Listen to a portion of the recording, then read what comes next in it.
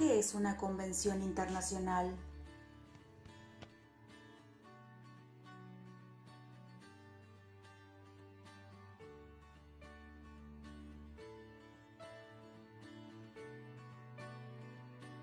Es un acuerdo importante entre varios países. Los países que firman una convención se obligan a cumplir las mismas reglas.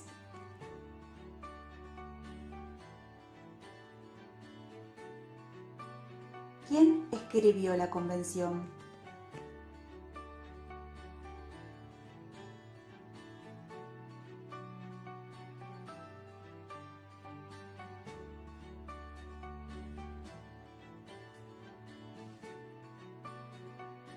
La convención fue escrita por las Naciones Unidas,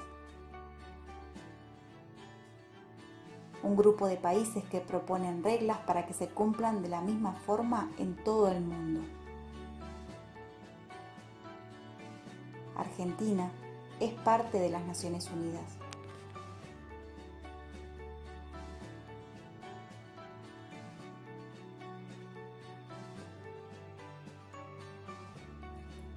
¿Para qué se firmó la convención?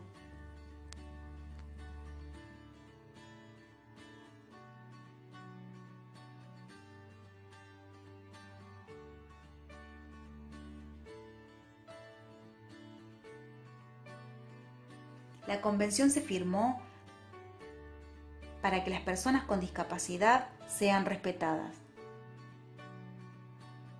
Las Naciones Unidas quieren que las personas con discapacidad tengan los mismos derechos y oportunidades que todos.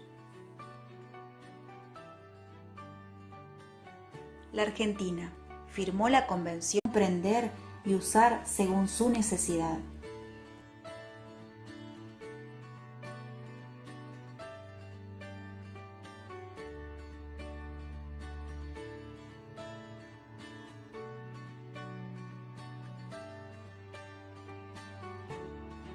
Y en ese proceso deben involucrar a las personas con discapacidad en la creación de políticas públicas que las beneficien.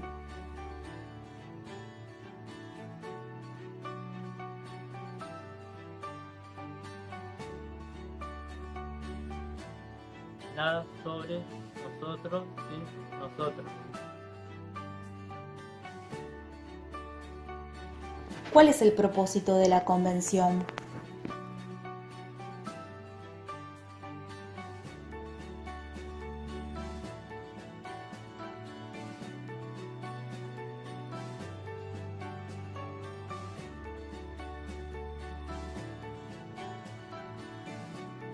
La convención quiere proteger y ayudar a las personas con discapacidad, para que las respeten como a todas las personas, para que puedan disfrutar de todos los derechos humanos y libertades, para que puedan participar plenamente en sociedad.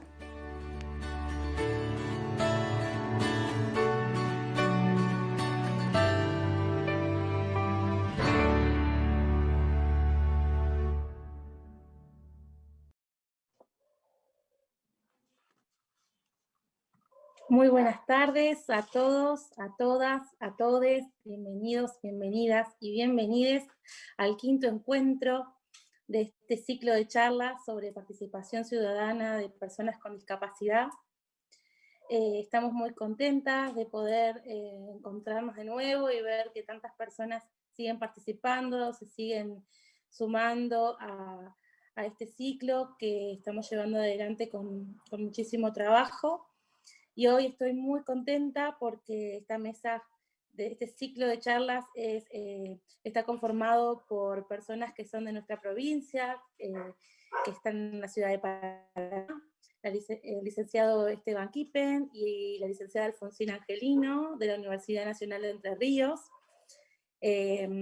Voy a ser muy breve, como todos los encuentros, porque me parece que no hay que quitarle tiempo a lo esencial que es nuestra charla que nos encuentra hoy, que a mí me gusta mucho en lo personal, que tiene que ver con los cuidados y la discapacidad en clave feminista e interseccional.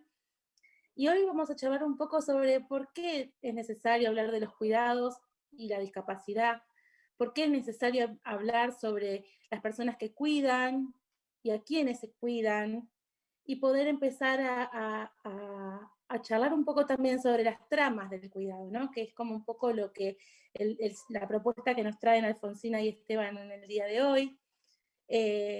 Vamos a hacer un abordaje, van a hacer en realidad, yo solo voy a estar acá conversando un poco, pero ellos van a abordar un poco la ética y las políticas de cuidado, qué pasa cuando empiezan a registrarse las invisibilizaciones, las opresiones, y también quieren abordar un poco el tema de cuidado en clave feminista, con perspectiva feminista. Así que bueno, Alfonsina y Esteban, sin más preámbulos, yo los voy a dejar para que ustedes puedan llevar adelante esta charla. Les agradezco muchísimo en el nombre de toda la institución, de Santa Ana, de la Falos y del Centro Santa Ana por haber accedido y poder sumar y que se hayan sumado a este ciclo de charlas. Para nosotros es muy importante que ustedes estén hoy acá y también poder articular con ustedes, que es la Universidad Nacional de Entre Ríos, es una universidad que yo admiro muchísimo y que me parece hermoso que estén participando hoy. Estoy muy contenta y muy agradecida en el nombre de las tres instituciones. Así que bueno, después haré otros saludos y otros avisos parroquiales, daré los mails, los contactos y demás. A mí me parece que ahora ya no quiero robar más tiempo. Saludos a todas las personas que nos están mirando hoy y los dejo. Muchas gracias. Perdón, otra cosita antes de irme. Recuerden que ahora abajo de la pantalla va a salir un teléfono donde se pueden comunicar las personas que quieran hacer preguntas en formato de audio de WhatsApp o de video de WhatsApp, personas que quieran hacerlo en formato de lengua de señas o de audio. Así que bueno, aquí estamos recibiendo sus preguntas y consultas y los dejo. Bueno, antes que nada, por supuesto agradecer al Solar de Colón, a la Fundación Lerralos y al Centro Santa Ana. Para nosotros también es una gran alegría poder concretar un deseo que viene de largo, ¿no? Porque hace mucho tiempo que nos hemos conectado y hace mucho tiempo que estábamos imaginando un espacio de conversación que nos reuniera, y bueno, estamos acá para dar continuidad a un ciclo, ¿no? Que también es interesante pensar que nuestra presencia de alguna manera se suma a las presencias que estuvieron antes y las apuestas que cada una de las compañeras que conversaron antes dejaron, digamos, como, ¿no? Como ideas, como nociones para retomar. Y en ese sentido, nosotros también, sobre esa secuencia que ustedes ya tuvieron, imaginamos también poder hacer algunas aproximaciones en esto que es una apuesta para nosotros activista, militante, de mucho tiempo, ¿no? Somos un equipo grande, decimos, heterogéneo, de la Universidad Nacional de Entre Ríos, de la Facultad de Trabajo Social, que nos ha reunido la preocupación y el activismo por fundamentalmente la transformación de ciertos órdenes injustos, ¿no? Así de grande y así de ambicioso, ¿no? Y en esa apuesta, la interacción en el campo de la discapacidad para producir también sentidos otros respecto de esto que entendemos es una relación de opresión. Entonces, la apuesta de hoy tiene que ver con estar Esteban y yo como parte de un equipo, ¿no? Un equipo de la universidad pública, como un equipo de la Facultad de Trabajo Social, que hace 20 años apuesta, ¿no? A que la persistencia de ciertas ideas empiecen ¿no? a desinstalarse. Pero bueno, algo de lo que charlaremos hoy tiene que ver con, ¿no? La dureza de ciertas ideologías para pensar en este caso el campo de la discapacidad. Hoy también estamos, y en eso agradecemos a las compañeras que nos invitaron, nos acompañan Laura y Evelyn y Matías, que son parte del equipo, también como equipo de intérpretes y asesores sordos, lo cual para nosotros también es una gran alegría poder confluir como equipo en esta apuesta accesible en el día de hoy. Así que intentaremos que este espacio sea lo más conversado posible, ¿no? Y así lo pensamos con Esteban, intentando hacer un ida y vuelta en algunas ideas que queríamos proponerle. Lo inicial que decíamos y que de alguna manera traía Luciana es cómo colocar hoy una pregunta como la pregunta por los cuidados o por el cuidado, ¿no? En un escenario donde no se habla de otra cosa, ¿no? Se habla todo el tiempo del cuidado, poco se habla del descuido, pero el descuido se ejercita, ¿no? O sea, hoy estamos en un escenario social, nacional, local, provincial, en el cual cuidado y descuido parecen patentizarse como parte, ¿no?, de la cotidianeidad, y nosotros queremos traer este debate sobre el cuidado, los cuidados,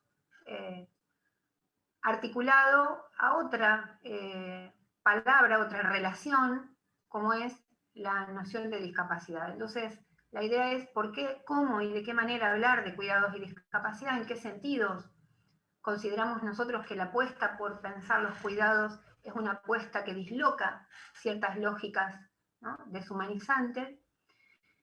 Y para pensar esta relación entre cuidado y discapacidad, nos vamos quizá a detener en recuperar algunas nociones que, como decía anteriormente, ustedes ya vienen trabajando respecto de qué entendemos cuando, a qué nos referimos cuando hablamos de discapacidad y fundamentalmente a qué nos referimos cuando hablamos de cuidados, ¿no? Entonces, darle un rato a estas nociones nos parece fundamental en función de dejar claro también a qué articulaciones nos referimos cuando también vamos a situar el debate en esta idea respecto de tramas del cuidado, el cuidado de los que cuidan, la voz de quienes son cuidados, el cuidado como ética y como política fundamentalmente, ¿no? Y no solamente como asunto de políticas públicas, sino como política, es decir, como relación política.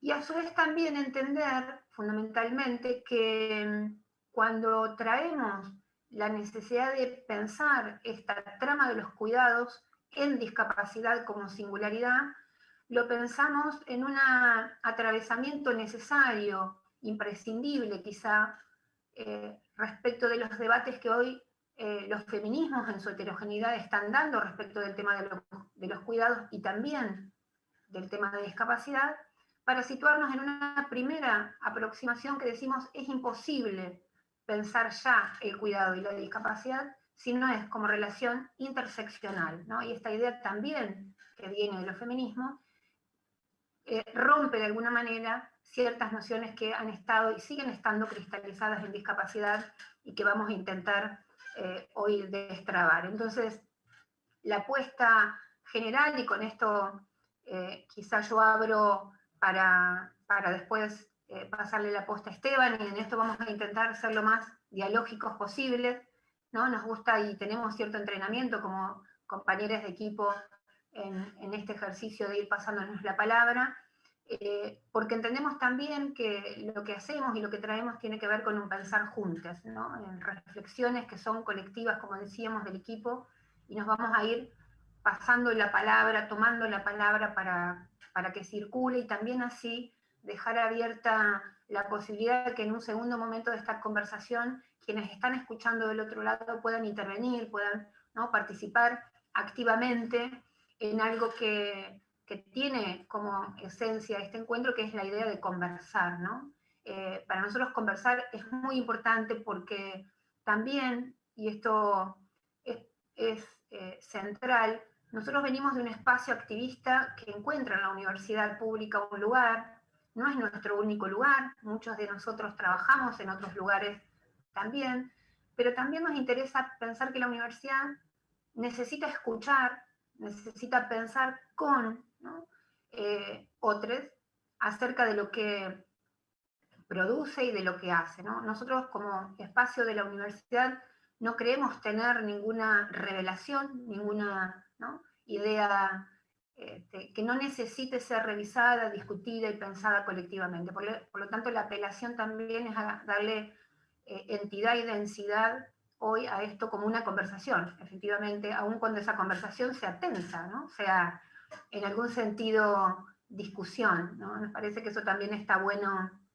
poder situarlo. Así que, dicho esto, daríamos un lugarcito para pensar particularmente las nociones de cuidado y discapacidad que nos atraviesan, en el sentido que decía también Luciana, ¿no? La idea de desbanalizar la noción de cuidado, desbanalizar la cuestión de discapacidad, ¿no? Muchas bocas, decimos, hablan de cuidado, y no todas las bocas que hablan de cuidado nos gustan como hablan de ese cuidado. Entonces también entendemos que hay que meterse duro con algunas nociones que muchas veces se extienden, se hacen sentido común y parecieran volverse transparentes, ¿no? Y consideramos que ahí radica muchas veces su perversión, ¿no? La perversión de ciertos conceptos que en su transparencia encubren profundos procesos de desigualdad, de opresión, de deshumanización. Por lo tanto, vamos a arrancar con una pequeña idea que retomamos con Esteban, nos van a matar las intérpretes, que retomamos hoy temprano como idea general, que va a ser como el marco, y que dice que es de un texto del feminismo comunitario, que dice lo siguiente: los procesos que defienden y sostienen la vida se refieren a la vida toda. No sopesan el valor de una vida contra el de otra. Luchan por un mundo vivible para todos los seres que poblamos la tierra. La vida que debemos sostener es una vida en dignidad. Esta dignidad no se refiere a un canon de necesidades básicas satisfechas estandarizado, sino a la autodeterminación, al control colectivo sobre los asuntos que determinan la vida, incluida la definición de cuáles son las necesidades contextualizadas para construirla. En estas claves queremos hablar de cuidado hoy con ustedes, y en estas claves queremos hablar de cuidados y discapacidad con ustedes. Así que, Esteban, te cedo un ratito la palabra y seguimos.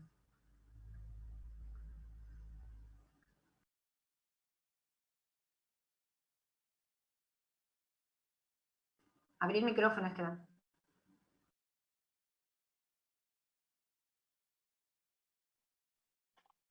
Bueno, buenas tardes, perdón. Esto de la virtualidad. Venimos dando clase todo el año, pero siempre nos olvidamos un micrófono. Pero bueno, es parte. Si tuviéramos presenciales, también nos pisaríamos y también daríamos vueltas, así que es parte del juego. Gracias por la invitación, gracias por permitirnos este espacio de conversación. Gracias, Pupi, por la introducción. Nunca es fácil hablar después de Pupi, pero estamos acostumbrados. Vamos a tratar de dar la talla. Sí, insistir un poquito sobre la conversación, porque es una idea que a mí me encanta. Me gusta jugar con algunas palabras, y conversar tiene algo de convergir y tiene algo de construir una versión juntos. ¿Sí? Hacer nuevas versiones juntos. Y de eso se trata conversar, porque para una buena conversación lo que hace falta es que estemos dispuestos a dejar los puntos de partida, que empecemos hablando desde un lugar y nos animemos a dejarnos afectar por otros y a adoptar otra conversación, cosa que en general nos cuesta bastante, sobre todo a los académicos y sobre todo a los académicos varones, que nos gusta tener la razón.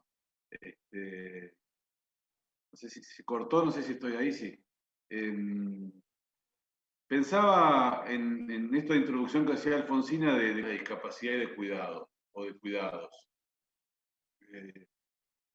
A mí me gusta el singular, el cuidado, pero en algunos momentos, y en otros momentos me gusta el plural. Pero me parece que vamos a hablar primero de discapacidad y cuidado, después uno con otros, es que la discapacidad es antes que nada una relación, y es una relación de opresión. Es una relación violenta donde un grupo ejerce poder sobre otro, los produce y al producirlos se produce a sí mismo. ¿Sí? Porque nosotros decimos que la discapacidad no es solamente un problema, un tema de las personas discapacitadas, y sus en el equipo estamos certificados o diagnosticados como discapacitadas. ¿Y por qué hablamos de discapacidad? Porque creemos que nosotros tenemos mucho para hablar y para revisar nuestras propias prácticas en tanto y en cuanto a la ideología de la normalidad, que es la ideología que subyace a la producción de la discapacidad en nuestro contexto, nos obliga a revisar nuestras propias prácticas.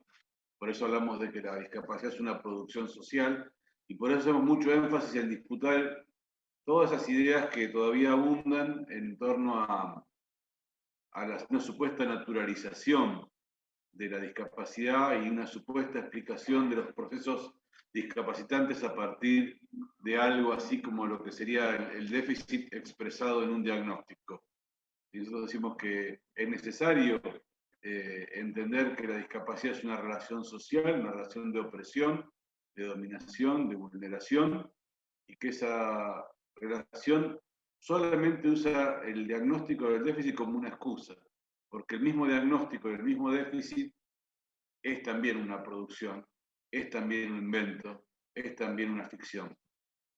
En ese sentido, establecemos algunas discusiones respecto de la convención, donde bueno, se explica la discapacidad a partir de la interacción de las estructuras sociales con la persona que presenta una deficiencia o un déficit. Nosotros decimos, no. La idea de déficit es una idea que es necesario revisar, deconstruir y en la medida de lo posible abandonar. Nosotros decimos, existen modos singulares de habitar el mundo, no podemos, ni deseamos, ni queremos arrasar los modos individuales de habitar el mundo y las experiencias singulares, pero de ahí a decir que a alguien le falta algo, ahí hay otro juego, que es el juego de la normalidad, el juego de la normalidad que inventa que hay solamente una forma de estar en el mundo validada, una forma deseada, una forma correcta, y que aquellos que habitan el mundo desde otro lugar tienen una existencia equivocada, una existencia supresible, ¿sí? Y esa idea de pensar la discapacidad como una producción social, fruto de relaciones violentas, de desigualdad, inmersas en el modo de producción capitalista, porque la propia idea de discapacidad es una idea que surge y se consolida en el mundo occidental, en el orden capitalista,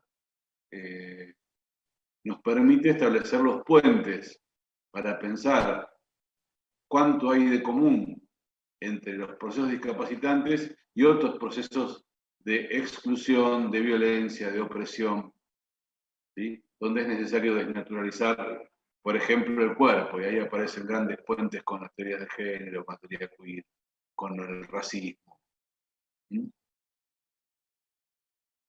Esta forma de pensar la discapacidad como una relación y hacer un diagnóstico exhaustivo, y lo trabajamos durante muchos años, esta idea de la violencia que implica la producción social de la discapacidad, fue la misma que nos fue llevando a pensar qué otras formas de pensarnos y de habitar el mundo son posibles, de hecho existen, aun cuando los discursos hegemónicos los nieguen, o los borren, o los desdeñen, qué otras formas de relacionarnos podemos pensar, conocer, producir, potenciar, que no repliquen estas lógicas de vulneración, de dominación, de colonialismo sobre otros, de extractivismo de los cuerpos y las potencias.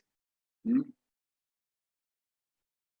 Y en esa búsqueda es que nos fuimos acercando a poder pensar las propuestas de cuidado.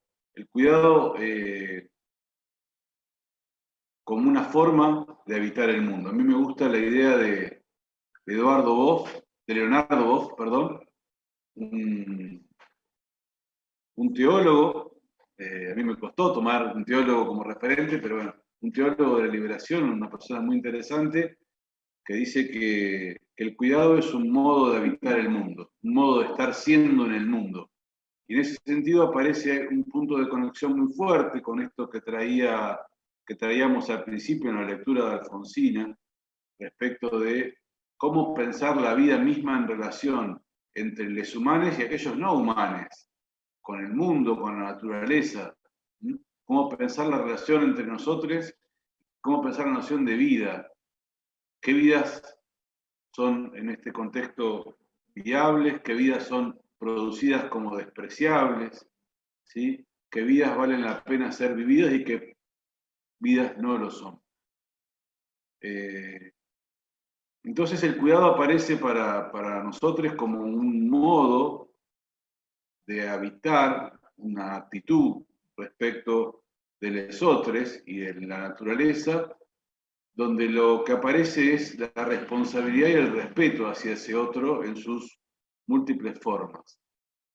¿Sí? Es una forma de pensarnos en relación, entramados, no en una lógica de pensar sobre el otro, sino de pensar con los otros, de pensar juntos, de ver cómo podemos potenciar esas tramas. En ese sentido, estableciendo algunas discusiones en términos de discapacidad, uno de los conceptos donde es necesario diferenciar el cuidado es de la atención. ¿Sí? Yo soy kinesiólogo de base y a mí me formaron para atender personas diagnosticadas y después producidas como discapacitadas. ¿Sí?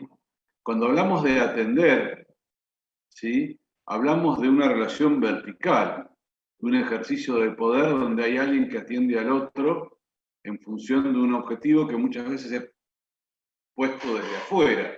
Hay una fuerte heteronomía en la atención. Hay alguien que está decidiendo por el otro. ¿Sí? No por nada hablamos de la atención médica, por ejemplo. Y no decimos que atender es mejor o peor que cuidar, decimos que son cosas distintas y que habrá momentos para cada cosa. Pero sí decimos que pensar relaciones sociales basadas en el cuidado implica necesariamente disputar cuando la atención no es necesaria. La otra cosa que nos propone pensar la lógica del cuidado es que el cuidado es una condición de humanidad. Somos humanos, en tanto hemos sido cuidados o descuidados, ¿sí? Y en tanto tenemos capacidad de cuidar y ser cuidados. Y ahí aparece otra punta también, esto es como modo de títulos, ¿no? Que vamos tirando, donde también para pensar la discapacidad es fuerte, porque las relaciones de cuidado, al no ser verticales, al ser pensadas en clave de trama, no hay quien no pueda cuidar, en su tiempo, en su forma, en su modo. Pero en las relaciones de cuidado estamos involucrados de manera más horizontal y el otro nos cuida tanto como los cuidamos nosotros, no necesariamente una relación de par, ¿sí? Yo te cuido, vos me cuidás, es más parecido a la atención, sino una relación de trama. Cuando podemos recuperar la noción de trama y volver a la idea de que los humanos vivimos en tanto colectivos, en tanto seres gregarios, que nos formamos y nos constituimos en esa trama, el cuidado es lo que nos permite seguir estando vivos, ir siendo humanos en relación. Entonces, la lógica de la relación de cuidado, de responsabilidad y de respeto por los otros, vuelve en forma de la atención de la trama que me sostiene y me contiene. Así como las lógicas del control también se apoyan en las tramas sociales para inmovilizarnos y fijarnos territorialmente, identitariamente, encasillarnos, las tramas del cuidado, las relaciones del cuidado, son tramas de potencia y de alguna manera son tramas de impredecibilidad. Nadie sabe lo que va a pasar cuando podemos potenciar las tramas del cuidado de modo colectivo. De ahí la enorme potencia que tiene pensarse en términos de cuidado y también la necesidad de diferenciar, como decía Alfonsina, de algunas prácticas habituales cotidianas de contexto de pandemia, nos obliga a referir. ¿Sí? Cuidate, quédate en tu casa, ¿sí? No necesariamente es una estrategia de cuidado. Las estrategias gubernamentales tuvieron mucho más de atención, de control y de vigilancia que de cuidado, a pesar de haber sido enunciadas en clave de cuidado. Esto no debería sorprendernos porque, bueno, son actividades nodales, centrales de los modos de organización estatal, el controlar, el vigilar, incluso el atender. ¿Sí? Porque la lógica del cuidado es una lógica que responde no al ejercicio posible o real o efectivo de la violencia, ¿sí? Porque el Estado monopoliza no solo la violencia simbólica, sino la violencia real. Si no, miren un ratito en la tele, lo que pasó hoy a la mañana, y vamos a ver si no ejerce la violencia descarnadamente. Pensar en cuidado, entonces, implica pensarnos en tramas que renuncian a la voluntad de oprimir y de controlar al otro para poder pensarnos en una lógica de entramarnos, de confluir, de ir siendo con otros. Y en el ir siendo vamos habitando y vamos produciendo ese espacio. Por eso insistimos, es necesario diferenciarlo, por ejemplo, de la atención. ¿Sí? En esto, vos, Alfonsín, interrumpime cuando quieras. En esto es ineludible la referencia a los aportes de los feminismos en distintos momentos, ¿sí? Que fueron quienes introdujeron esta idea de una ética del cuidado en oposición a una ética de la justicia, o podríamos decir una ética del derecho, ¿no? En cuanto a los modos de ser pensado de la resolución de los conflictos, habemos quienes pensamos en una resolución vía del ejercicio de la autoridad y eventualmente de la violencia, y habemos otros que pueden pensar otras lógicas de pensarse en la resolución de un conflicto, en una relación, por fuera de ese ejercicio, por fuera de la amenaza del uso de la violencia. Y hoy estoy haciendo como mucho hincapié en esto, ¿no? Del cuidado por oposición a la violencia, porque bueno, la violencia es como una marca en el orillo de un modo de producción y reproducción que se expresa en los estados-nación capitalistas, coloniales y patriarcales, ¿sí? Y la potencia de las relaciones de cuidado es que proponen habitar vínculos que se abstengan del uso de esa violencia. Por eso una nueva eticidad, nueva, vieja, existente, porque no es que inventarla, podemos encontrar experiencias de otros mundos habitados ya desde esas lógicas. Lógicas del cuidado, de responsabilidad hacia nosotros mismos, hacia los otros y hacia el contexto. Por eso, cuando vos y cuando pensamos la ética del cuidado, no podemos dejar por fuera la relación con los otros, con uno mismo y con la naturaleza. Me parece que ahí hay que pensar como detenerse un poquito en esta triple dimensión, ¿no? Cuando hablamos de relaciones de cuidado, todos los involucrados están siendo cuidados. Si yo me involucro en una relación de cuidado, más allá de si soy discapacitado o no discapacitado, de quién es el que en un momento recibe cuidado y quién no, todos los involucrados van a estar siendo habitados de un modo cuidadoso y saludable. Cuando decimos cuidadoso y saludable, decimos relaciones que permitan la expresión de los potenciales sin ir en desmedro de las posibilidades del todo. Es esto que suena difícil de pensar, podemos tomar ejemplos como las lógicas del buen vivir, de los pueblos andinos, ¿sí?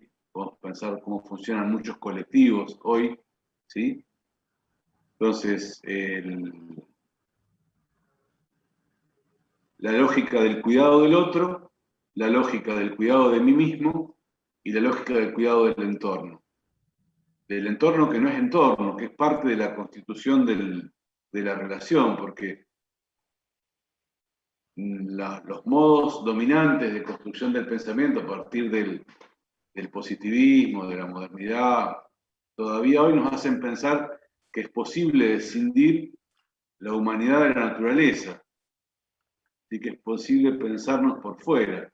La discapacidad existe como tal a partir de un modo de producción que estableció ciertos ritmos, tiempos y formas de producción de valor agregado de mercancía. Por fuera de esa forma de producción existen otras relaciones de otredad, pero no existe la discapacidad. ¿Mm? Y eso es importante tenerlo en cuenta. Nosotros cuando disputamos por el sentido de discapacidad, discutimos órdenes injustos, como dijo Alfonsín hoy temprano, y disputamos particularmente un mundo capitalista y patriarcal, que es el que produce la discapacidad. En tanto haya patriarcado y capitalismo, va a haber discapacidad. ¿Mm?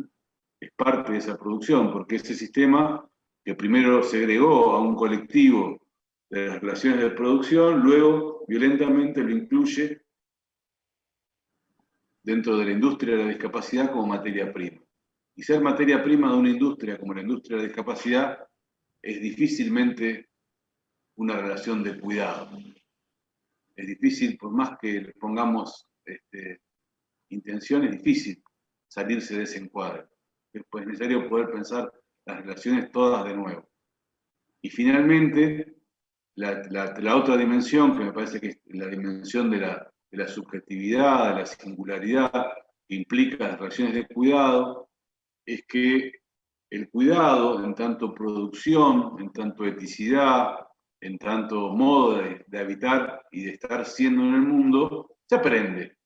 El cuidado no tiene nada de natural, igual que no tiene nada de natural la discapacidad.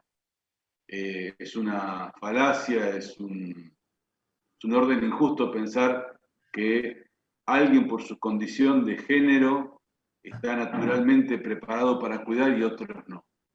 ¿Sí?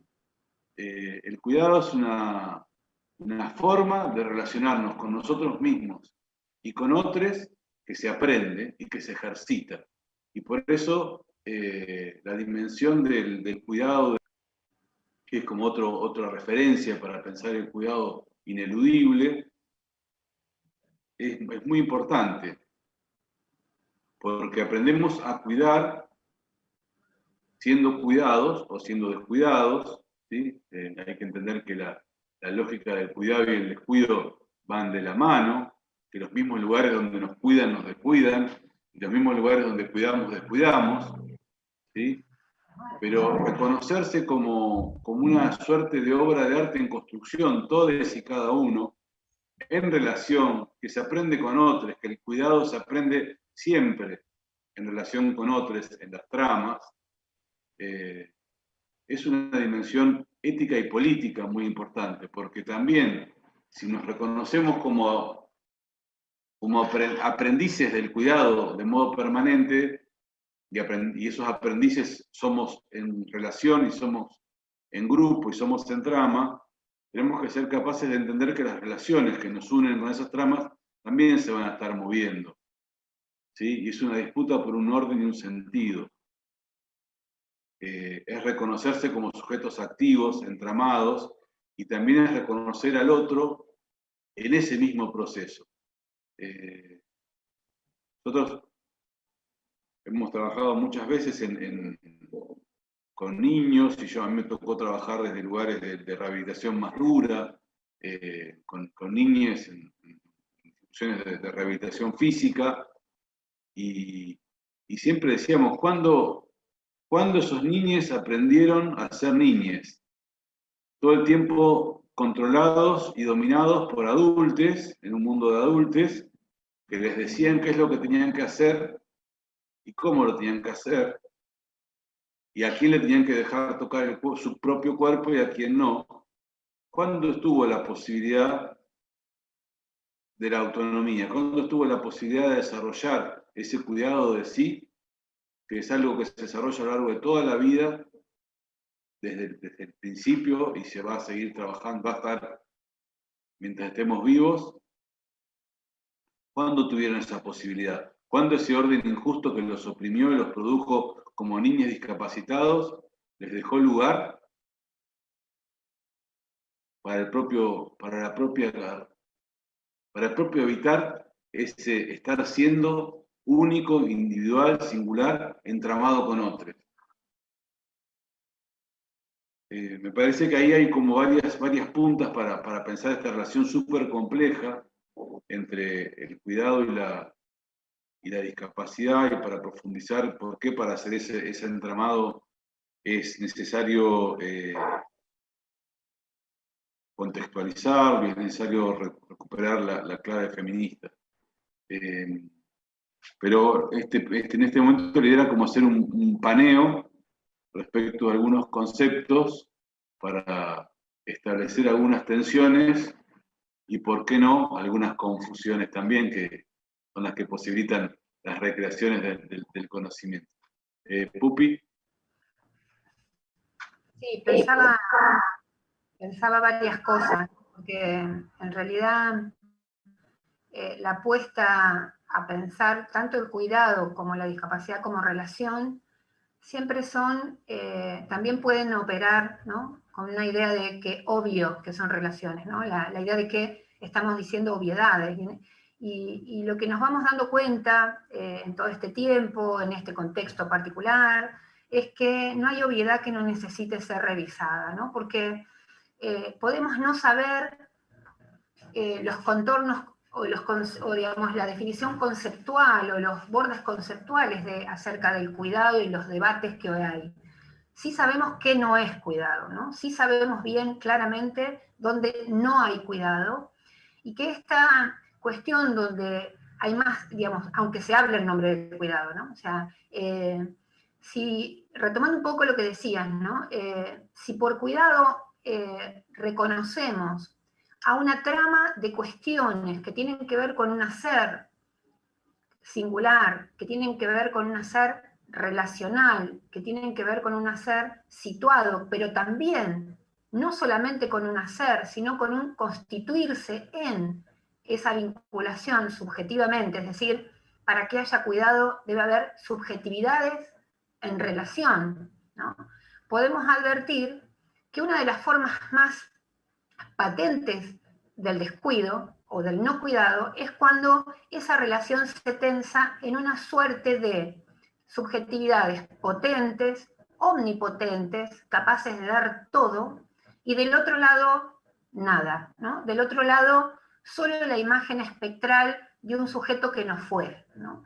Y cuánto allí hay de esos discursos profesionales que hacen de esa experiencia corporal, vital, que llega al mundo para desafiar esa ideología de la normalidad, constituyen, ¿no?, ese discurso o esa otra trama, ¿no?, que condensa todas las expectativas negativas respecto de lo que no va a poder, lo que no va a ser, lo que no va a lograr, lo que nunca va, ¿no?, a conseguir. Entonces, si hay algo singular que se teje en esta trama cuando hablamos de cuidado y discapacidad, es justamente una articulación muy densa entre dos, decimos, ideologías, ¿no? La ideología de la normalidad, que marca cuerpos y los constituye como cuerpos deficientes, y acá retomo una idea de Carolina Ferrante que nos gusta mucho, que es toda deficiencia es política, haciendo este juego, ¿no?, de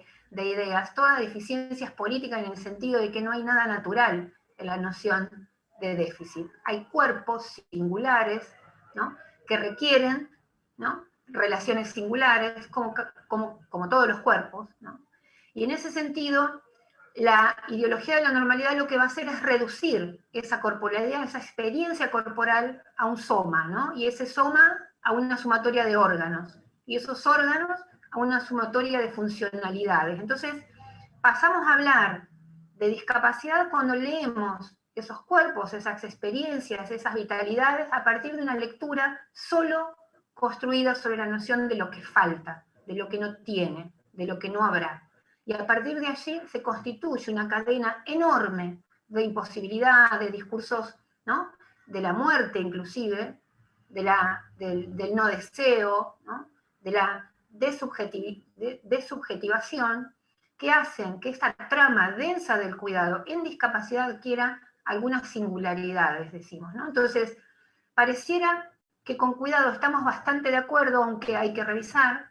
La segunda obviedad es que cuando hablamos de discapacidad como relación, ¿no? Obvio decimos que la discapacidad es una relación que tiene que ver con el entorno, que hay un entorno que discapacita. Ahora bien, el certificado no es sobre el entorno, sino sobre la lectura de ese cuerpo en términos de déficit. Entonces, esa obviedad que tenemos tan clara se nos vuelve una materialidad que cristaliza nuevamente la idea de discapacidad como déficit, ¿no? Por eso decimos, 20 años hace que batallamos junto con las organizaciones por la constitución y la permeabilidad de ciertas ideas que siguen siendo muy resistentes, ¿no? La ideología de la normalidad, decimos, ha construido una frontera que hace que ciertas experiencias no puedan ser sino leídas en términos de déficit, del lenguaje, de la razón, ¿no?, de la funcionalidad. Entonces, pareciera que no podemos ver más que aquello que no está en esa clave, ¿no? Entonces,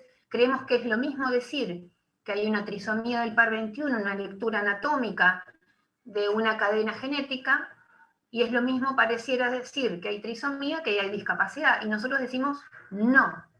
Puede haber lo que sea en un ADN, pero la discapacidad no es eso. La discapacidad es una relación política, históricamente construida, que se constituye, ¿no?, como una malla densa por la cual se leen esos cuerpos como cuerpos deficitarios, discapacitados. Entonces, ahí hay unas obviedades que, como decíamos, hay que volver a revisar. Entonces, esa cuestión relacional que es el cuidado, esa cuestión situada que es el cuidado, nos abre en conjunción con la noción de discapacidad, pero no solamente, ¿no?, a tener que revisarnos también en la noción de fragilidad, en la noción de vulnerabilidad y en la noción de interdependencia, ¿no? Por eso es tan importante pensar esta tensión que encierra esta dinámica cuando decimos que es una dinámica relacional, interactiva y de reciprocidad, ¿no? Si hay algo que el cuidado es una relación de reciprocidad, donde no hay una fragilidad inherente,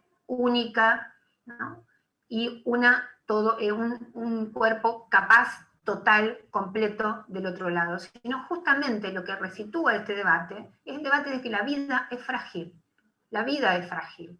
Y por lo tanto la vida requiere, para ser sostenida, de los cuidados y del cuidado. Entonces, si toda vida es frágil, si la vulnerabilidad nos hace humanos, ¿no?, en términos comunes, lo que hay que discutir son aquellos procesos que hacen de esa fragilidad inherente al humano, a la vida, por decirlo más extensivamente, ¿no?, no solamente lo humano, sino, como vos decías, la vida misma en su fragilidad, cuáles son los procesos que potencian las fragilizaciones y que construyen vulnerabilidades problemáticas, diría Judith Butler, ¿no?, a partir de esa fragilidad común, ¿no? La vida es frágil y parte de lo que hemos constatado en esta pandemia es eso, ¿no? O sea, nos ha puesto de cara a pensar que la fragilidad nos recorre. Ahora, ¿por qué hay ciertas experiencias que son constituidas como fragilidades imposibles de ser revisadas y fragilidades que van a requerir siempre,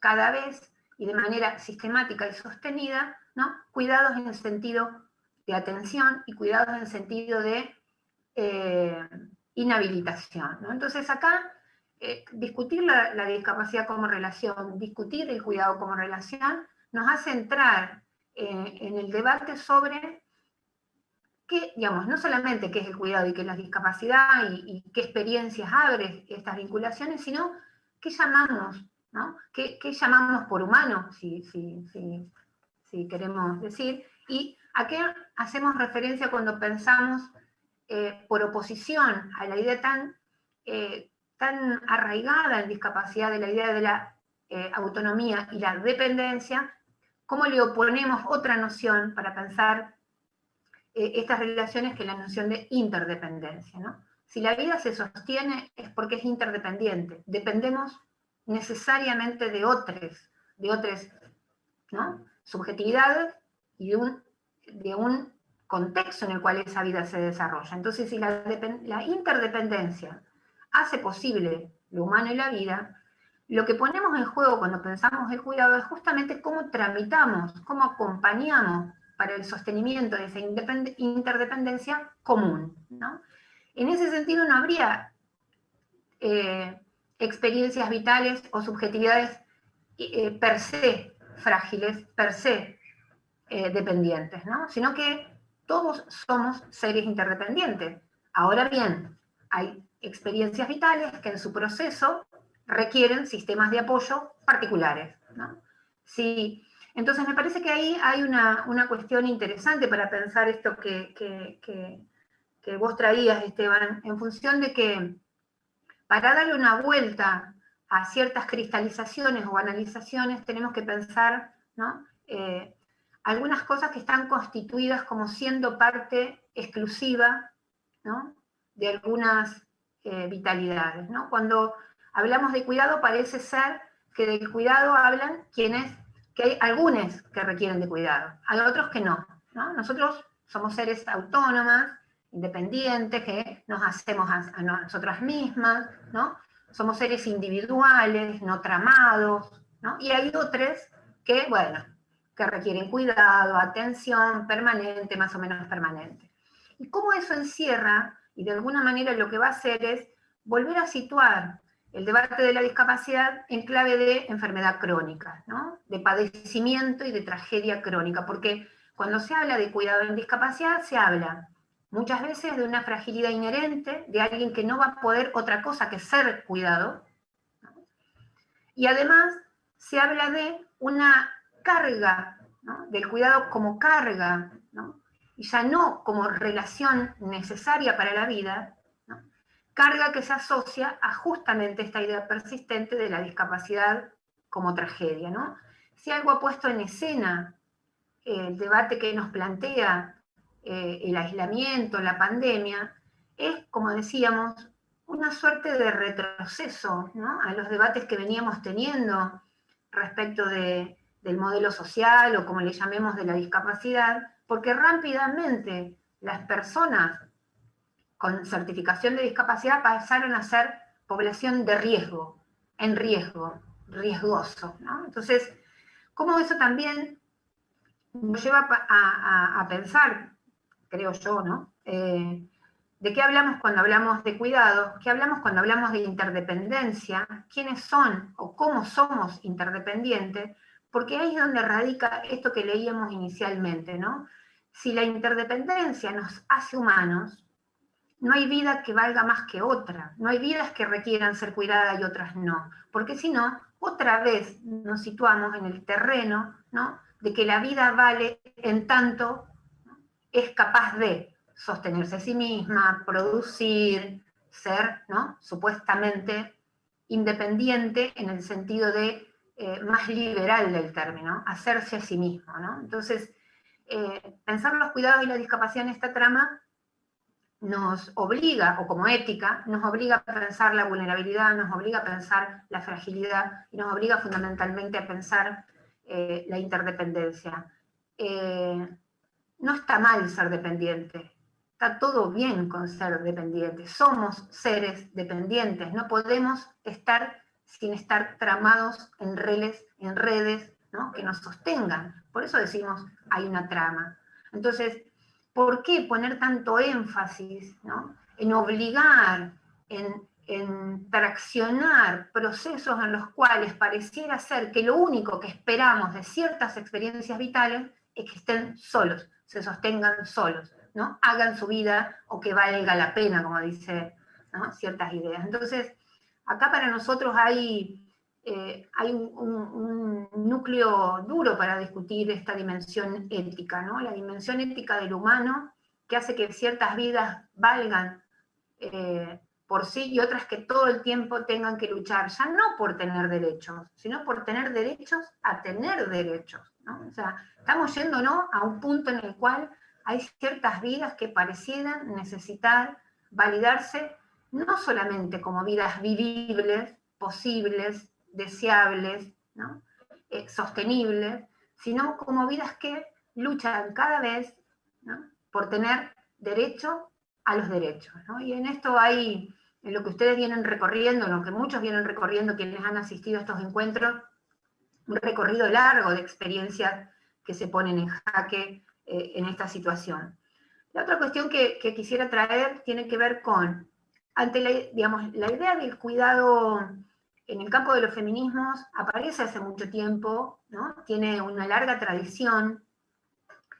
En la agenda de los feminismos como cuestión, nosotros la recuperamos básicamente de Joan Tronto, ¿no?, que nos abre al debate sobre el cuidado en esta dimensión que supera la dimensión asistencial, que contiene la dimensión asistencial, pero fundamentalmente la supera, y que nos permite pensar que si el cuidado hace la vida posible, no puede ser una responsabilidad de las mujeres, ¿no? Entonces, hay una construcción, digamos, el patriarcado que vos traías a colación, por supuesto que sostiene las relaciones de desigualdad que se constituyen sobre la distribución desigual, ¿no?, de los cuidados, ¿no? Hay mujeres que naturalmente están asignadas en esa tarea de cuidar, ¿no?, y hay quienes pueden eludir esa responsabilidad del cuidado de la vida,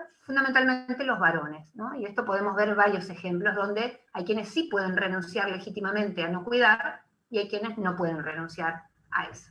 Cuando aparece un diagnóstico que se constituye en un diagnóstico de discapacidad, esto se vuelve más denso, se vuelve más tenso, ¿no? Estas mujeres, estas madres o quienes ocupan el lugar en ese proceso de maternar, se cristalizan en ese lugar, ¿no?, de cuidadoras infinitas, todopoderosas, misionales, en la tarea de sostener esa vida, que muchas veces es literal, sostener esa vida, hacer que esa vida se sostenga cotidianamente, ¿no? Y de esto hay ejemplos en cada lugar, en cada rincón, para advertir esta densidad.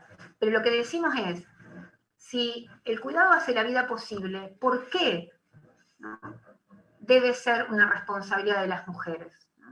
No puede ser una responsabilidad de las mujeres. Por lo tanto, el debate de la ética del cuidado también nos sitúa primero, en un reconocimiento de que las mujeres cuidamos, ¿sí?, pero también la necesidad de pensar que si el cuidado hace la vida, no puede ser una responsabilidad exclusivamente nuestra, ¿no? Entonces, ahí hay un gran campo para pensar el cuidado en clave feminista y también el cuidado en discapacidad, en el cual la introducción de la idea de interdependencia posibilita pensar que del otro lado de esa relación no hay fragilidades per se infinitas, imposibles de ser constituidas como subjetividades potentes para cuidar, ¿no? Entonces la reciprocidad, en algún sentido, se vuelve una apuesta también ética y política, ¿no? El reclamo que vienen haciendo las organizaciones de personas con discapacidad, los propios movimientos feministas dentro del campo de la discapacidad, lo que hacen es resituar el debate de la interdependencia, la dependencia, el deseo, ¿no?, y el cuidado como una ética y como una política que intenta romper radicalmente con la idea, ¿no?, de la discapacidad como una condición de imposibilidad para el cuidado, ¿no? Entonces, creo yo que sobre esto hay mucha tela todavía para cortar. La apuesta nuestra es una apuesta a romper ciertas naturalizaciones, ¿no? Inclusive las naturalizaciones que hablan de las mujeres como aquellas que cuidamos. Por supuesto que lo hacemos como mandato y también lo hacemos como deseo, ¿no?, como elección. Ahora bien, en esa tensión que plantea, ¿no?, la obligación y el deseo, hay mucho para pensar cuando hablamos de discapacidad. Y hay muchas cuestiones a desandar cuando pensamos también el lugar que tenemos como profesionales, ¿no?, en el sostenimiento de ciertos discursos acerca de la discapacidad y quienes habitan ese dispositivo como subjetividades, ¿no?, incapaces de pensarse en otra lógica que no sea de ser objetos de cuidado. Entonces, podríamos hablar un rato largo de estas cuestiones. Nos parecía que algunas ideas podían desatar la necesidad, ¿no?, de abrir un debate que pueda estar circulando en las redes, ojalá, ¿no? Por ahí, Alfonsina. Pero, sí, dale. Solamente reforzar esto que estabas diciendo, porque me parece que está bueno explicitarlo, que pensar el cuidado y la discapacidad de esta manera implica, por ejemplo, animarse a desfamiliarizar el cuidado, ¿sí?, a desentarlo de la lógica familiar, o sea, que no es la discapacidad y el cuidado no tienen por qué ser solamente familiares, ¿sí?, y que a veces lo más cuidadoso es poder renunciar a ciertas tareas de asistencia y de cuidado, que para eso hace falta producir otras tramas, producir otras relaciones que hoy están ausentes en la mayor parte de nuestras vidas cotidianas, pero que no por eso no sean producibles o que no sean inventables. Entonces, el derecho a cuidar y a ser cuidado, desterritorializarlo de alguna manera, desidentificarlo. Me parece que ahí hay una apuesta muy fuerte para pensar esto, ¿no? O sea, poder pensar de que muchas veces, y esto digo, por eso traigo el ejemplo de quedarte en casa, muchas veces la casa es el peor de los lugares. O sea, y esto lo podemos ver en la pandemia con los casos de femicidios, de abuso, del encierro con el perpetrador. No, hay que poder ir inventándonos con otras relaciones y poder tomar ejemplos de relaciones no familiarizadas que están funcionando. O sea, que no es que algo que no existe, es algo que ha existido y tener que pensar que esta forma así familiar, endogámica, nuclear, es solamente una posibilidad. Que alguien la podrá elegir, la podremos elegir, pero que es una posibilidad nada más. Entonces me parece que ese es un punto bien importante para el debate entre el cuidado y la discapacidad.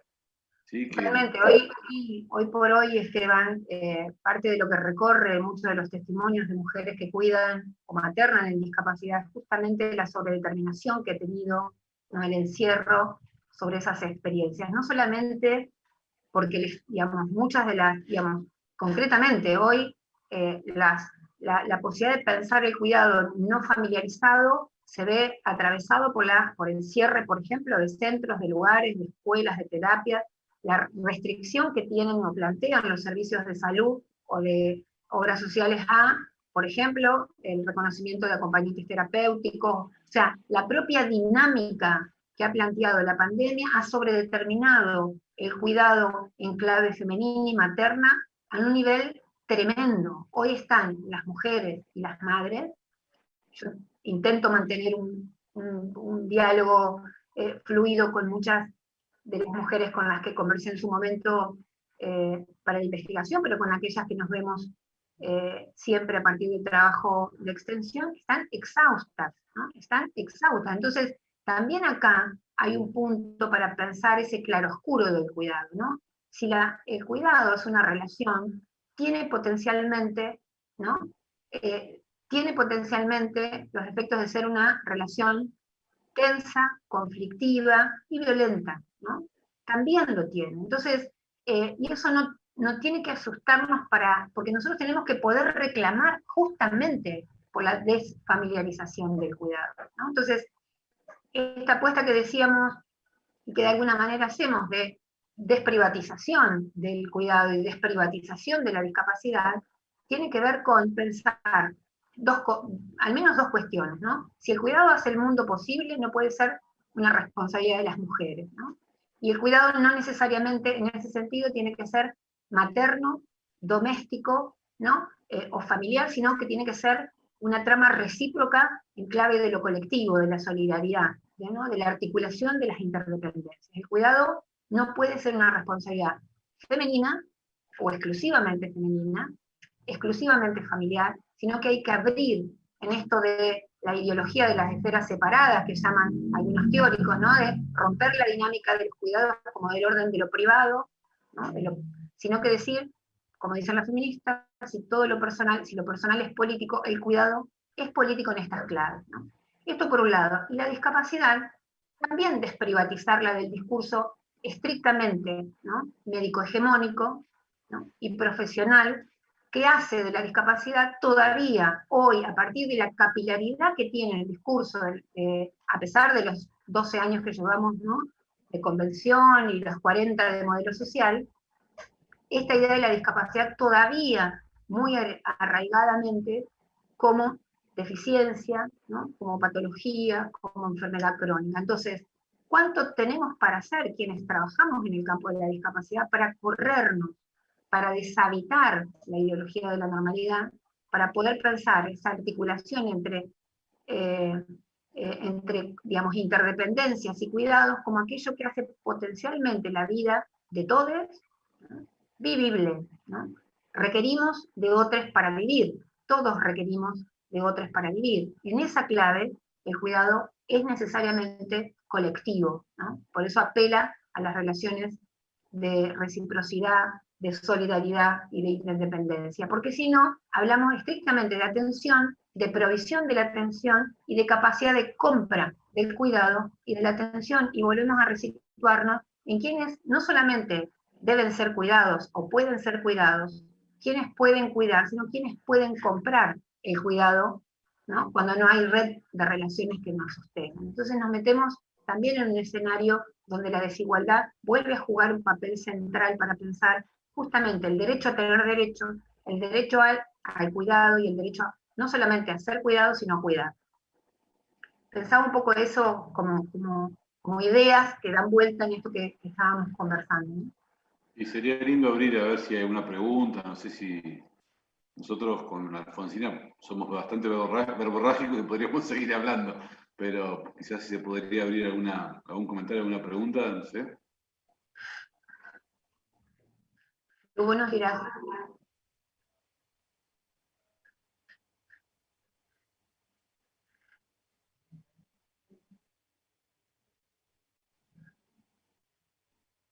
Se nos va Luciana. Se nos fue Luciana.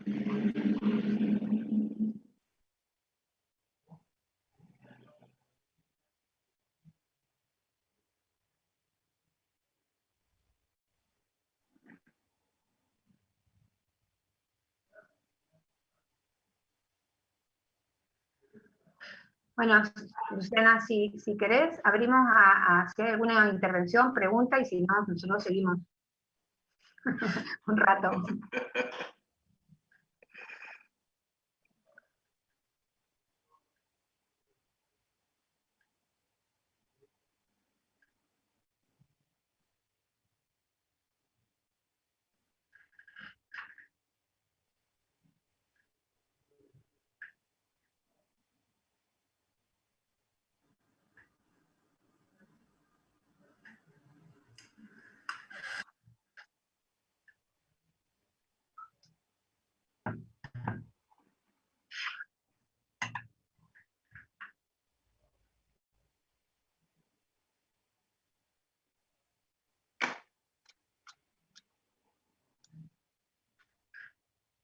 Por ahí yo pensaba, mientras, en este horror al vacío que me agarra a mí, pero pensaba que cuando uno habla de la desfamiliarización del cuidado y la necesidad de repensar las esferas, ¿no? Un error cómodo, no sé si un error, una comodidad y un efecto de ideología de la normalidad es pensarlo para otros a esto, ¿no? Pensar, bueno, los que tienen que desfamiliarizar el cuidado son los que tienen una persona con discapacidad, los que, ¿sí? En realidad cuando hablamos de desfamiliarizar el cuidado, estamos hablando de recuperar o construir o producir otras formas de habitar el mundo, de relacionarnos con el mundo que nos sostiene, de los vínculos no solo entre los humanos, sino con la naturaleza, ¿sí? Con otra responsabilidad, con otros abordajes. Digo, porque esto si no siempre parece como una cosa puesta para otros, y nosotros apostamos mucho a repensar las propias prácticas en ese sentido. El abandonar ciertos lugares de certezas y dejarse sostener por la trama, el abrirse a la posibilidad de que otro haga lo que yo pensaba que iba a hacer, que el cuidado también abre una posibilidad de que quizás el otro no está queriendo ser cuidado por mí o por lo que se le ofrece. También es o sea, la idea de pensar que el cuidado para ser cuidado nunca puede ser obligatorio es muy importante, porque también hay un derecho a elegir elegir si quiero o no quiero ser cuidado, porque en esto de la heteronomía y de las distintas redes de certezas y dejarse sostener por la palabra, rebotando algo, hay que poder abrirnos a la posibilidad de elegir incluso el no cuidar o el no ser cuidado. Es como amplio y complejo. Yo pensaba, a partir de esto que traías, también una idea que nos gusta mucho discutir, que es, o sea, la sobredeterminación que nuestra cultura tiene la idea de la independencia, ¿no? Y cómo colocar esta idea de la interdependencia es una apuesta política por la transformación de la relacionalidad, ¿no? En algún sentido, pero no solamente en discapacidad, ¿no? En discapacidad fundamentalmente, porque pensar que somos seres interdependientes, que somos seres frágiles, también resitúa la escena para pensar que hay alguienes que son inherentemente frágiles, ¿no? Sino que nos vuelve la necesidad de mirarnos en una situación en la cual nuestra trama de cuidado nos hace, ¿no? Nos hace sostén y nos hace capaces de estar hoy acá o estar en el lado que estemos, y pensar inclusive cómo esa interdependencia juega con la autonomía en clave de proceso, ¿no? O sea, somos parte de una trama relacional que sostiene a partir de el cuidado un proceso por el cual esa interdependencia va teniendo sitios de autonomía, momentos de autonomía, siempre relativa, siempre en relación, ¿no? Porque esta tensión que muchas veces se plantea también en las instituciones o en las mismas intervenciones profesionales de pensar que lo opuesto a la autonomía es la dependencia, ¿no? Y por lo tanto hay que descartar toda forma de dependencia.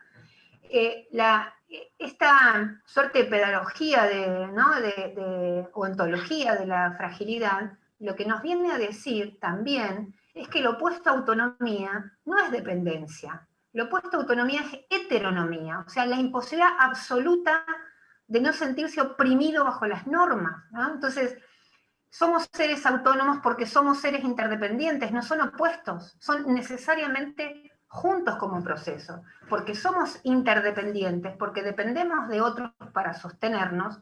La autonomía es un proceso que va a tener momentos en los cuales esa relación de interdependencia hace emerger una subjetividad capaz de hablar por sí, ¿no? Tomar decisiones, arriesgarse, fallar, ¿no? Equivocarse. Entonces, ¿cómo jugar ahí estas rupturas que decíamos, ¿no? Porque si no seguimos sosteniendo que lo opuesto a la autonomía es la dependencia, entonces hay que ir contra cualquier forma de la dependencia, y no contra toda forma de la opresión, o de la desubjetivación, o de la dominación sobre esa experiencia, ¿no? Entonces, ¿qué potencia hay acá en esta perspectiva ¿no? de las pedagogías de la fragilidad o de la vulnerabilidad, para imaginar también la destrucción radical de la idea de independencia como individualidad, ¿no? De la independencia como logro,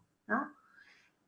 No es ningún logro pensarse como un empresario o empresaria de sí, ¿no? Desconocer que somos seres tramados y que necesitamos y deseamos una vida común y con otros, ¿no?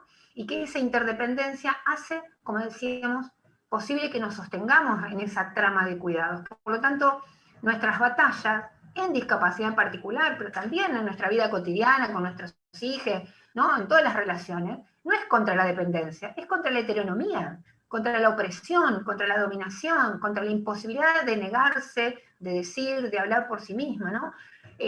Hay una frase que nos gusta mucho que dice: la autonomía es la posibilidad de tener un sitio de enunciación para sí, ¿no?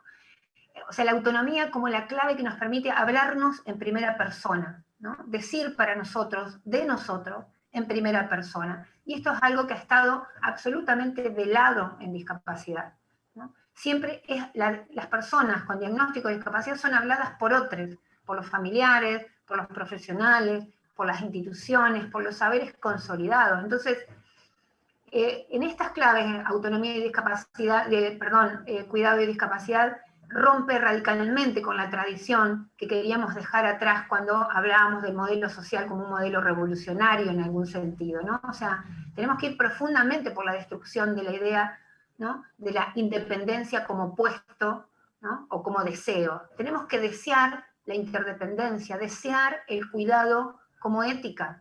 Tenemos que desear la necesidad de estar con otros, de ser con otros, y que eso no sea un problema, el problema del cuidado, sino que sea justamente la política, lo que atraviesa y hace, ¿no?, de esta ética, la ética de lo humano, ¿no? Entonces ahí hay una gran cuestión, porque parte de lo que vemos cotidianamente, lo que vemos todo el tiempo, es justamente una sobredeterminación de los descuidos, ¿no?, una sobredeterminación de la fragilización de los otros, la sobredeterminación de la idea de que hay vidas que no valen, que no merecen la pena, ¿no?, que no merecen la alegría, y mucho menos la pena, que no merecen el duelo, vidas que se pierden, que no significan, ¿no?, duelos sociales, ¿no?, sino que, bueno, es parte de esta lógica tan perversa en la que nos hemos naturalizado. Por lo tanto, nuestra apuesta es en ese sentido por una suerte de ontología de la fragilidad, ¿no?, en estas claves, no de los procesos de fragilización, por supuesto. O sea, la fragilidad como parte de lo que nos hace ser interdependientes contra todo proceso de fragilización, de dominación, de opresión, ¿no?, que hace que ciertas vidas siempre tengan que validarse en un sacrificio público permanente, ¿no?, para ser una vida digna, ¿no?, todo el tiempo sacrificar rituales institucionales, familiares, personales, ¿no?, que esa vida valga la pena, ¿no? Siempre decimos, y acá me voy del plano de lo académico, ¿no?, lo que se le exige a las personas con diagnóstico es que si van a ser discapacitados sean uno posta, sean uno, ¿no?, que se destaque, ¿no? No se puede ni ser común, no se puede ni ser, ¿no? Y el derecho también a la dignidad, al riesgo, el derecho a ser una persona común que vive una vida en relación, es un derecho de los cuales las personas con discapacidad también están privadas, tienen que destacarse, ¿no? Esta suerte de ¿no?, idea del ejemplo, ¿no?, a pesar de que tiene ceguera, estudió una carrera universitaria. Hay una activista canadiense que decía, que falleció hace un par de años, ella construye un concepto que para nosotros es fundamental para pensar fuertemente, que es el de pornografía inspiracional, ¿no?, que es un concepto fuerte que nos trae, respecto de cómo celebrar, dice, a mí me gustaría, dice ella, ¿no?, digamos, que me reconozcan, pero no por el hecho de que me levanto todos los días y desayuno, eso lo hacemos todos, digamos, eso no debería ser un elemento de inspiración para nadie, porque eso lo que hace es ratificar la ideología de la normalidad, justamente, ¿no? Entonces, ¿cómo imaginar que la apuesta de pensar el cuidado como relación recíproca, ¿no?, de interdependencia, de familiarizada, no privativa de lo femenino, implica una apuesta por la transformación, si se quiere, radical de la idea de discapacidad como enfermedad, como dependencia y como tragedia, ¿no? es una apuesta que nos tenemos que dar, porque si no, muchas veces los horizontes de sentido para transformar las dinámicas tienen que ver con suprimir no la discapacidad en clave de dispositivo, sino las personas con discapacidad en clave de experiencia. Y eso es tremendo, digamos, ¿no? Entonces, creo que ahí hay como pistas. Nosotros entendemos que ahí hay puntas, ¿no? Que nos devuelven, y esto nos gusta decirlo mucho como equipo, ¿no? Nos devuelven una mirada a quienes intervenimos en el campo de la discapacidad profundamente, un espejo en el cual deberíamos poder vernos para revisar, ¿no? Cómo, de qué manera, qué decimos, cómo intervenimos y cómo acompañamos o no procesos de transformación, ¿no? De estas nociones tan cristalizadas de discapacidad, porque estos discursos legitimados como discursos de verdad, de ciencia, juegan un papel central a la hora de pensar esas experiencias, ¿no? Que a vos te digan, no te encariñes, se va a morir, ¿no? Mira, no te encariñes mucho, se va a morir. Cuando estás hablando con una mujer que acaba de parir un hijo, ¿no? Y advierten que potencialmente hay un diagnóstico de discapacidad, es una profunda deshumanización y violencia que hoy se repite en los hospitales materno-infantiles de todo el país y de la región. Se va a morir, no te encariñes, no va a poder, no va a tener, ¿no? Y lo decimos, y lo dicen los profesionales que estudian en la universidad, se matriculan y ejercen, ¿no? Este poder de decir y de marcar sin saber el destino o la trayectoria de una vida. Entonces, hay un espejo enorme para pensarnos también, ¿no? En estas claves que acompañaban todo este recorrido que ustedes han hecho con el conversatorio y que nosotros lo traemos en clave de discapacidad y cuidado. Así que bueno. Una clave que me parecía ahí en esto de poder pensarnos en la trama de interdependencia, en esto que traíamos del cuidado, así como un aprendizaje continuo, en que nos vamos siempre con otros, porque a veces uno habla de cuidado sí parece que está hablando del mismo individualismo y nada que ver, porque justamente el cuidado sí es algo que ocurre solamente en relación y en función de cómo me vinculo con otros. Aparece una tensión con esto que traía Alfonsina recién, una de las características de la ideología de la normalidad, que es desde donde nosotros pensamos que se produce la discapacidad, es la fijación identitaria, ¿sí? Y la previsión identitaria. Alguien es producido como un diagnóstico, como un nombre, como una forma fija, como una buena forma de ser discapacitado, de ser docente, de ser varón, de ser mujer, de lo que fuera, ¿sí? La ideología de normalidad intenta producir fijaciones identitarias y anular la posibilidad de cambio. Recuperar las tramas de interdependencia, de afectación recíproca, es recuperar la potencia de la mutación, la potencialidad del cambio, de no saber quiénes vamos a ir siendo. Y eso en discapacidad me parece que es muy importante recuperar, es muy importante recuperar en la vida cotidiana de todos, pero en discapacidad particularmente porque la producción de la discapacidad se ensaña en esa fijación identitaria, la reducción metonímica al diagnóstico. Porque es sordo, yo ya sé que es sordo y no tengo más nada que preguntar. ¿Sí? O lo que nos pasa en las escuelas todavía, en las escuelas especiales o en escuelas comunes, integración, esa desesperación por conocer el diagnóstico como la única forma de pensar una intervención. Si no hay diagnóstico, no hay intervención posible. ¿Sí? Como si no hubiera una subjetividad, si no hubiera una vida ahí, como no si hubiera tramas relacionales para interactuar. Como si solo fuéramos ese diagnóstico. Entonces, esa es otra de las puntas que nos parece muy interesante a nosotros recuperar. Recuperarnos en clave de cuidado, que significa recuperarnos en clave de fragilidad, en clave de relaciones recíprocas, es recuperar la movilidad de los procesos identitarios también, y reconocer que vamos siendo con otros y que por lo tanto vamos siendo otros de manera bastante impredecible. Luciana, ¿vos querés decir algo? Andate la mano.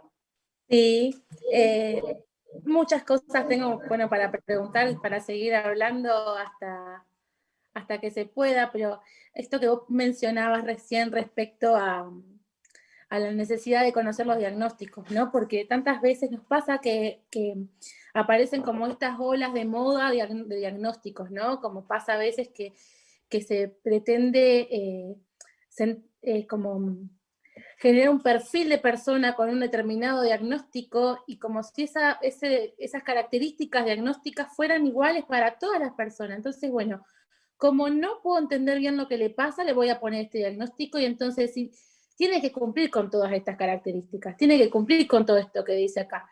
Y a veces lo que termina ocurriendo es que no hay posibilidades o no hay oportunidades para poder conocer a las personas que están participando en un proceso de integración o en un proceso, ¿no?, de participación en cualquier espacio, digo, no solamente escolar, hablo en cuanto a lo laboral, en cuanto, ¿no?, a la proyección como familia. O sea, me pregunto muchas veces, nosotros desde la institución nos hacemos muchas de estas preguntas todo el tiempo, porque para nosotros también es como un gran desafío cambiar nuestra mirada y realmente reconstruir y repensar nuestras prácticas, y muchas veces nos pasa esto, que nosotros no es que no queremos que los chicos vengan al solar, por ejemplo. El tema es que realmente a veces para muchas personas termina siendo tan traumática la experiencia en espacios donde todo el tiempo hay un nivel de subestimación constante sobre su persona, ¿no? Y también por las situaciones o las trayectorias que viven sus familias. Yo hace poquito hablaba con la mamá y el papá de un niño que asiste al solar y me decían, nosotros queremos que él vaya a un lugar donde él quiera, donde podamos sentir que quieren que esté este niño, ¿no? Y digo, y a mí me interpeló muchísimo porque digo, tampoco el lugar es la escuela integral, digo, nosotros, porque aparte ella la dejaba tranquila porque nosotros conocíamos sus necesidades y que es real, nosotros nos tomamos ese tiempo, pero nosotros no queremos que se pierda su derecho, digamos, de poder, digamos, vivir con otras personas, digo, y poder moverse por lugares nuevos, por lugares diferentes, o lugares donde tiene que estar para su edad, que es la escuela, digo, ¿no? Y en ese sentido uno a veces trata como de empezar a trabajar esto con las familias, y son procesos que también son muy dolorosos, ya no tanto por el diagnóstico o por la condición de la persona o de su hijo o su hija, sino por todas las situaciones que debe enfrentar en las instituciones, ¿no? Y también en las instituciones hablo desde las escuelas o los hospitales, que también, ¿no? Pasa mucho esto. Hace poco acompañamos a una persona al médico, a la médica, y automáticamente cuando vio que esta señora no podía hablar, se empezó a dirigir a mí y a la hija, no le habló más a la señora, ¿no? Y como esto que parece como tan sutil, a mí me parece que es necesario hablarlo, ¿no? Como si no lo seguimos normalizando y sigue pareciendo esta como y sobre todo en las instituciones médicas, ¿no? Porque digo, hay tanta construcción como de ideal sobre la palabra del médico o la médica, hay tanta cuestión de respeto sobre esto, ¿no? Como, bueno, si lo dijo el médico, bueno, entonces, o cualquiera de nuestras percepciones profesionales tiene que ser autorizada o valorizada por la palabra médica. Y esto pasa un montón, pasa en la salud mental, pasa en el plano, digamos, de la infancia, pasa en el plano de la tercera edad, de los adultos mayores y adultas mayores, digo, pasa en un montón de planos. Y lo mismo pasa con las obras sociales, que son quienes, ¿no?, terminan después pagando, ¿no?, como todos los apoyos. Y yo recién cuando vos hablabas, Alfonsina, del tema de centralizar de la familia las figuras de cuidado un poco, ¿no? Y yo pensaba, más precarizado que el trabajo de los acompañantes terapéuticos o de los cuidadores domiciliarios, o sea, pagan, los nomencladores no se actualizan, las personas que trabajan como cuidadoras o como que la mayoría son mujeres, ¿no? Pero independientemente de eso, o las acompañantes terapéuticas o las acompañantes pedagógicas, tienen que estar haciendo malabares a ver cómo lograr más o menos igualar el valor que ellas tienen como profesionales para poder vivir. Y digo, me parece que es muy injusto porque hay como muy poco conocimiento desde las agendas nacionales respecto a los roles de las personas que cuidan, ¿no? Y que no son familiares. Pero bueno, yo me voy a quedar hasta ahí porque si no me embalo. Me gustaría poder leerles una apreciación que hace Diego del Castillo, que es uno de los autogestores que no se perdió ninguna charla y que nos dice que, bueno, que la charla es muy hermosa y que le pregunta a Esteban cómo ve la pandemia desde el punto de vista de kinesiólogo.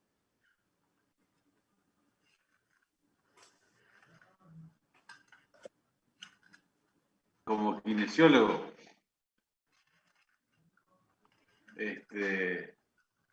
bueno, es interesante la pregunta porque los kinesiólogos nos ocupamos, por lo menos la forma en que yo he visto la kinesiología, pues, primero esa salvedad, o sea, yo no puedo hablar por la kinesiología ni por los kinesiólogos.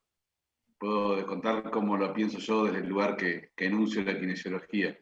La pandemia nos puso de cara con tener que pensar formas de encontrarnos sin contacto y sin mucho movimiento, con lo cual nuestras herramientas favoritas se cayeron y hubo que empezar a pensar eso. Y creo que en esto que hablábamos de las formas de cuidar o de controlar, creo que hubo algunos desatinos en cuanto a las restricciones de ciertas prácticas como el estar al aire libre o el tomar sol y demás, que como kinesiólogos las valoramos mucho y creo que ahí hubiera estado interesante poder hacer otras cosas. Pero bueno, eso. Sí veo como me tocó pensar como prestador, como kinesiólogo que trabaja con personas con discapacidad, como prestador, sí pude atestiguar la doble vulneración de las personas discapacitadas, en el sentido de que se encontraron encerradas en sus casas y no podían acceder a servicios que por ahí estaban necesitando o deseando, y cuando se pudieron efectuar dispositivos de control que aprovecharon algunas obras sociales para no pagar las prestaciones, por ejemplo, bueno, ahí a lo que ahí yo pondría como para poder hacer algún tipo de tensión con lo que veníamos hablando, como cierta reducción de la vida misma a lo biológico o al puro cuerpo, como decía Pupi al principio, hizo que se desestimaran ciertas prácticas en función de la posibilidad real de un agente orgánico como es el virus, pero que se dejó en desmedro toda otra multiplicidad de dimensiones de la salud, que en función de un riesgo potencial se asumió un daño concreto y real, predecible por otro lado. Así que bueno, eso por ahí podría, para pensar esto, ¿no? De cómo cuando la lógica de la atención se vuelve unidimensional y descarta todo lo que es la trama del cuidado para pensarnos en conjunto con otros, es bastante habitual ver este tipo de situaciones, ¿no? Donde se define en función de solamente una dimensión y arrasamos con la subjetividad, con toda la persona en sí misma, porque estamos pensando solamente como un adulto mayor en riesgo o un discapacitado en riesgo de infectarse, y no estamos pudiendo ver todas las otras cosas, que incluso desde una perspectiva hasta biomédica se podrían discutir muchas cuestiones respecto de cuánto afecta a la inmunidad estar encerrado. Pero bueno, eso es otra charla. Luego hay otra pregunta, si no yo, algunas cosas de lo que dijiste. Ajá. Tenés el micrófono apagado, Lu. No, que sí, perdón, que acá hay otros comentarios más. Acá hay una persona que se llama Joaquina Coral que dice, como respondiendo un poco a esto que ustedes decían, que decíamos recién, qué pasa con los grupos de autismo o síndrome de Down, y destacar o festejar ese día, o también el Día del Maestro Especial, como que menciona que hay demasiadas etiquetas que hay que comenzar a derribar. Y sí, es un poco... Por supuesto, ahí en relación a eso quería hacer una aclaración o otra aproximación, ¿no? O sea, siempre es necesario pensar que en procesos como los que vivimos, porque digamos, los diagnósticos hoy juegan un papel central a la hora de pensar no solo en procesos ¿no? de identificación, sino también muchas veces los procesos, digamos, para quienes tramitan, por ejemplo, la certificación, los procesos diagnósticos juegan el juego de la posibilidad de inscribirse en ciertas, ¿no? Políticas específicas. Entonces, ahí tenemos que pensar varias cosas, ¿no? Por un lado, pensar la lógica del diagnóstico como mapa que abre un territorio de posibilidades, de agencia, ¿no? En contraposición a pensar el diagnóstico como etiqueta. Y esto viene del campo de la salud mental también, ¿no? O sea, la discusión acá está cuando ese diagnóstico se vuelve la segunda piel, ¿no? Se vuelve aquello que no deja más que resquicios para pensar en clave, ¿no? De esa etiqueta. Entonces, si como dicen los compañeros del campo del activismo en salud mental, no hay vida que quepa en un diagnóstico, ¿no?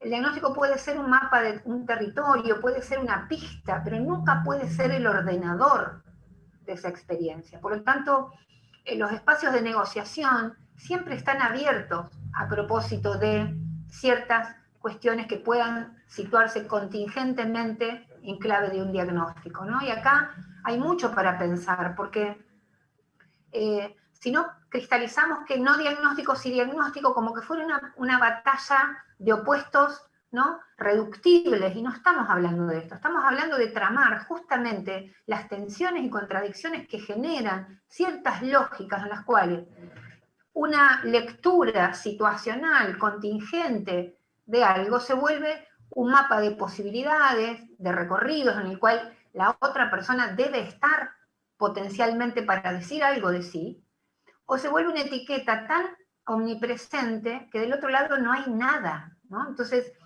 es contra esas ideas que batallamos particularmente, porque si no, pareciera que todo se reduce a decir, eliminemos los diagnósticos, ¿no? Y eso resolvería esta potencia que tiene también, como vos lo decías, Luciana, una ideología de la normalidad que es capilar, que nos habita, y por eso hablamos de discapacidad como dispositivo, ¿no? Porque está sostenido por microprácticas, leyes, normativas, representaciones, discursos, ¿no? Una trama densa de cuestiones a derribar en simultáneo para pensar cómo, de qué manera podemos desandar el camino de la discapacidad en clave, ¿no? Biomédica, como discurso hegemónico, ¿no? Porque cada vez que una institución, no del orden de lo biomédico, sino, por ejemplo, educativa, exige un diagnóstico o una certificación para el ingreso de un niño al ejercicio legítimo del derecho a la educación, está ratificando la ideología de la normalidad, ¿no? Entonces, es ahí donde decimos que eso no puede ser lo primero, ¿no? Y también acá traemos a colación esta idea, ¿no? Hay que darle tiempo a las relaciones, o sea, el cuidado tiene que ver con el tiempo, ¿no? Hay que poder darse el tiempo de conversar, de conocerse, de reconocerse. Y como dice Clear, cuando no hay tiempo, hay normas, ¿no? Entonces, es mucho más fácil operar en clave de normas rígidas que darse el tiempo para reconocer, ¿no? Cuán singular es esta experiencia, que aún portando un diagnóstico igual a otro, es una vida completamente y radicalmente singular y distinta. Entonces, por supuesto que esto es más trabajo para todos, ¿no? O sea, darse el tiempo para conversar, ¿no? Darse el tiempo para hablar, y las instituciones tienen que ejercitar el derecho a tener ese tiempo, ¿no? Porque si no, el discurso también es que la urgencia, que no se puede, que no hay tiempo. El tiempo también tiene que ser una dimensión constitutiva de esa relación de cuidado, porque si no, hay atención, hay agenda de determinación, hay agenda unilateral, ¿no? De atenciones que en nombre del cuidado oprimen y justamente sostienen esta idea de la heteronomía como lógica. Vos no decidís, vos no sabés, vos no podés tener certificación, ¿no? Entonces, esa cadena es la que hay que romper, y hay que romperla rompiéndola. O sea, esto cuando decimos, cuando las feministas dicen el patriarcado se va a caer si dejamos de sostenerlo. La ideología de la normalidad se cae cada vez que dejamos de sostenerla. No hay recetas acá. O sea, cada vez que ponemos en sospecha una práctica estandarizada ante la presencia de alguien que, viviendo la vida atravesada por el diagnóstico de discapacidad, irrumpe para decirnos, aquí hay una vida que excede este diagnóstico, estamos dando lugar, estamos haciendo tiempo, justamente a esa singularidad, y eso es un derecho, eso es cuidado, ¿no? Cuando decimos, sabemos que el cuidado es la provisión de alteridad, que del otro lado hay un sujeto. Lo que dicen las personas con discapacidad cuando ratifican esta noción, que podemos discutir también largamente, ¿no? El derecho a ser reconocidos como personas, nos está hablando de complejos procesos de desubjetivación, porque si no, ¿por qué reclamarían ser considerados personas? Porque no han sido considerados personas. Es tremendo esto. Y cada vez que alguien opera en esa lógica, ratifica la necesidad de seguir pensando que del otro lado de una relación, ¿no?, hay alguien, ¿no?, hay una persona cualquiera en su singularidad, en su contradicción, en su tensión, en su interdependencia, en su fragilidad. Entonces también ahí las etiquetas, digamos, los diagnósticos podrían jugar un papel de negociación. Yo no sé si está bien o está mal celebrar el Día del Autismo, no sé si hay una forma única de decir, si eso sirve para pensarnos en relación, sirve. Ahora, si sirve como una ratificación de la etiqueta, no sirve, ¿no? Entonces, me parece que el espacio en el cual nos movemos y en las complejidades relacionales que nos movemos, ¿no? Y la receta más fácil es, bueno, que el mundo esté ordenado en relación a ciertas normas, a ciertos diagnósticos y a ciertas etiquetas, pero sabemos que la vida claramente no es eso, ¿no? Que la experiencia no es eso, porque decíamos, no hay ningún cuerpo que se reduzca a una función, ¿no? Porque si caminar es desplazarse, caminamos de múltiples maneras, no solamente con las dos piernas. Entonces, hay un montón de cosas para pensar y también, digamos, acallar, ¿no?, ciertos deseos de taxonomía, ¿no? Hay que sosegarnos en la angustia clasificatoria, soseguémonos con eso, ¿no? Y los profesionales también, fundamentalmente, tenemos que sosegar este afán clasificatorio, ordenador, taxonómico, ¿no?, en el cual este va en este casillero, este en otro.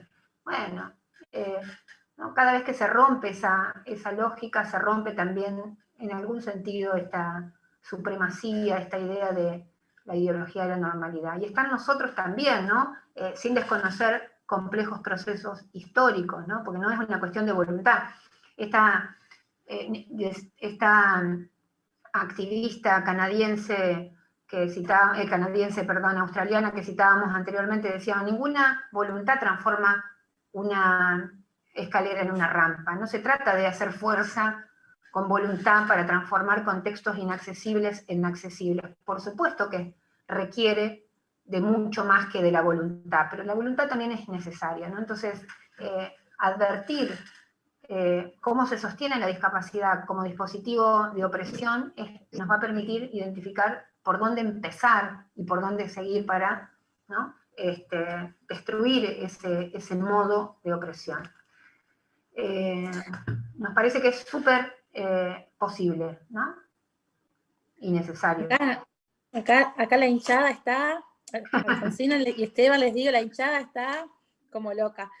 Bueno, muchas felicitaciones les mandan, está la gente, me parece que esto ha interpelado mucho y creo que ha podido ponerle en palabras un montón de cosas que uno no las va pensando y como que te hacen ruido y que por ahí a veces uno le tiene que ir encontrando también el soporte, ¿no?, más desde lo teórico y a veces también me parece que la universidad muchas veces, o las instituciones académicas, cuando en los primeros estudios, ¿no?, como las primeras experiencias universitarias, suelen como darnos como la sensación de que nos dan cierta información y que con esa información ya está, vamos a poder darle nombre a todo.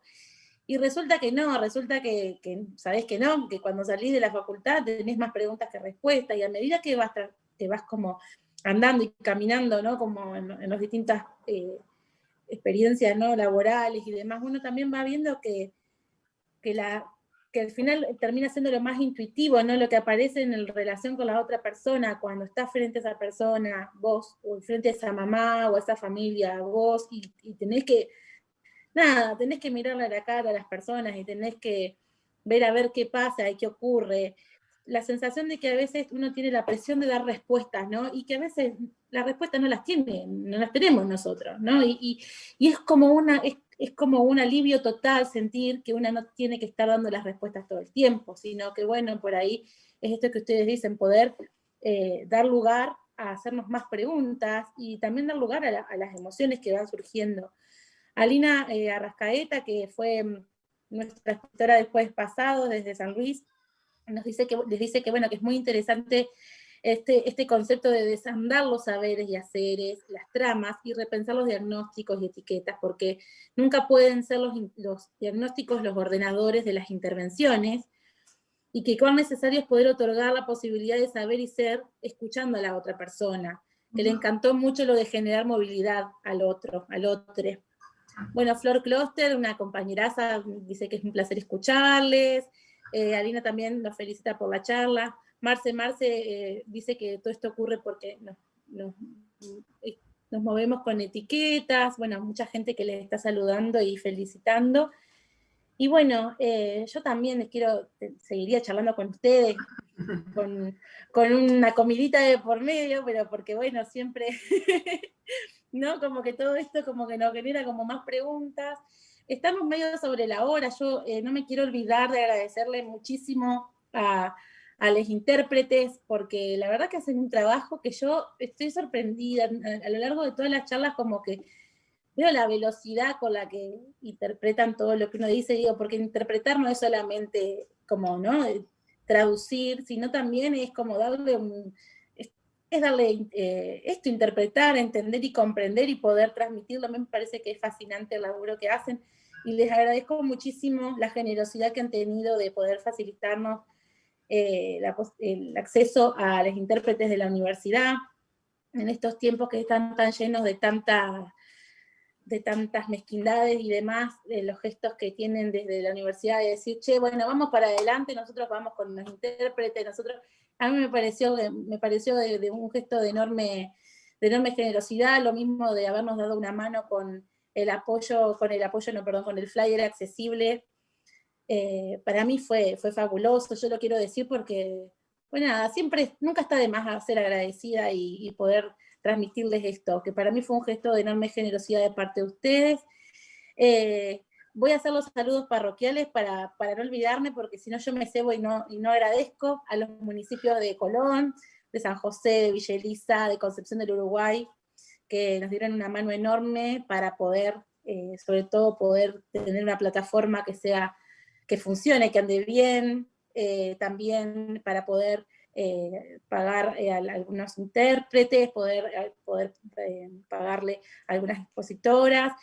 También quiero agradecer a José Eduardo Laurito y sobre todo a las hijas de Flavia Mena, que nos han ayudado muchísimo, no solo económico, sino también desde el reconocimiento. No sé si ustedes van a poder ver el chat, así que si lo quieren ver después, está bueno que puedan leer también ustedes todas las cosas lindas que les dijeron. La hinchada, en serio. Y acá Diego me hace acordar también que, bueno, también se los cuento a ustedes, que está la encuesta para mujeres con discapacidad, que hoy les comentaba. Si cualquier cosa que quieran completarla, nos pueden pedir el enlace por WhatsApp o por mail, nosotros se los podemos compartir. Y bueno, no sé si ustedes quieren decirnos algo más, nos quieren... Hablan para sí y de sí, cada vez más fuerte, digamos, y nos dicen articulados a distintos movimientos un montón de cosas, y que colonial, por decirlo de alguna manera, o tan patriarcal, ¿no? Habitándonos tan profundamente, dé lugar a una escucha respetuosa, ¿no? de estas interdependencias que nos hacen